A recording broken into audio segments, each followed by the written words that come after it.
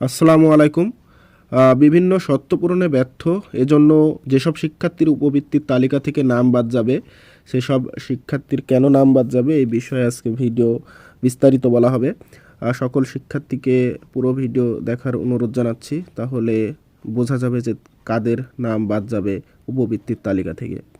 তার আগে চ্যানেলে যেসব শিক্ষার্থী নতুন, দয়া করে চ্যানেলটি সাবস্ক্রাইব করে রাখো সকল আপডেট পাওয়ার জন্য। তো চলো শুরু করা যাক। ষষ্ঠ থেকে দশম এবং দ্বাদশ ও সমমান শ্রেণীর উপবৃত্তির তালিকাভুক্ত শিক্ষার্থীদের মধ্যে অযোগ্য শিক্ষার্থীদের স্ট্যাটাস পরিবর্তনের মাধ্যমে নিষ্ক্রিয়করণের নির্দেশ দেওয়া হয়েছে। আগামী 5 এপ্রিলের মধ্যে শিক্ষা প্রতিষ্ঠান প্রধানরা বিভিন্ন কারণে উপবৃত্তি প্রাপ্তির অযোগ্য এসব শিক্ষার্থীদের স্ট্যাটাস এইচএসপি এমআইএস সফটওয়্যারের পরিবর্তনের মাধ্যমে নিষ্ক্রিয় করবেন। বৃহস্পতিবার 12 মার্চ প্রধানমন্ত্রীর শিক্ষা সহায়তা ট্রাস্টের ওয়েবসাইটে প্রকাশিত এক চিঠিতে এ তথ্য জানা যায়।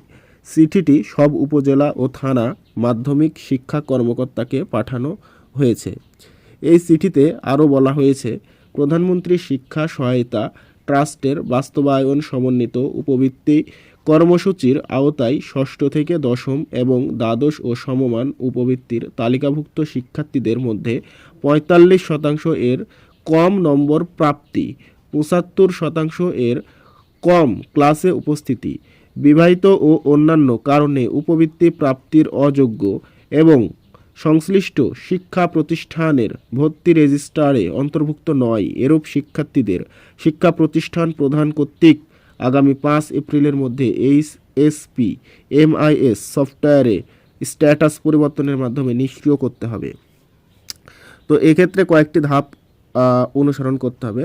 তো এই ধাপটা অনুসরণ করবে যে স্কুলের প্রধান শিক্ষক তিনি ওই সফটওয়্যারের মধ্যে ঢুকে দেখবে কাদের শর্ত পূরণ হয় নাই, অর্থাৎ কাদের 75% কম ক্লাসে উপস্থিতি এবং কাদের 45% এর কম নম্বর রয়েছে, এবং কারা বিবাহিত কিংবা অন্যান্য কারণ রয়েছে কিংবা খাতার রেজিস্টারে নাম নেই, এই সকল সমস্যা এবং কারণ যাদের রয়েছে তাদেরকে এই সফটওয়্যারের মধ্যে ঢুকে তাদের নাম বাদ দিয়ে দেবে, অর্থাৎ শিক্ষার্থী নিষ্ক্রিয় করে দেবে।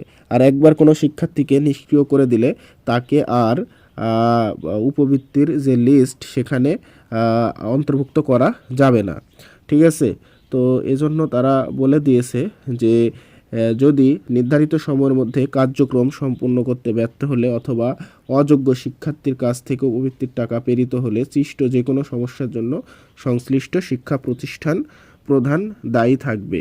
এটার কারণ কি, যে একবার নিষ্ক্রিয় করা হলে, অর্থাৎ কোনো শিক্ষার্থীকে নিষ্ক্রিয় করা যদি হয়ে যায়, ঠিক আছে, তাকে পুনরায় সক্রিয় করার কোনো সুযোগ থাকবে না। এজন্যই সম্পূর্ণ দায় যদি ভুল হয় এটা প্রতিষ্ঠান প্রধানের নিতে হবে, তারা বলে দিয়েছে। তো এই ছিল আজকের আপডেট। সকলকে ধন্যবাদ।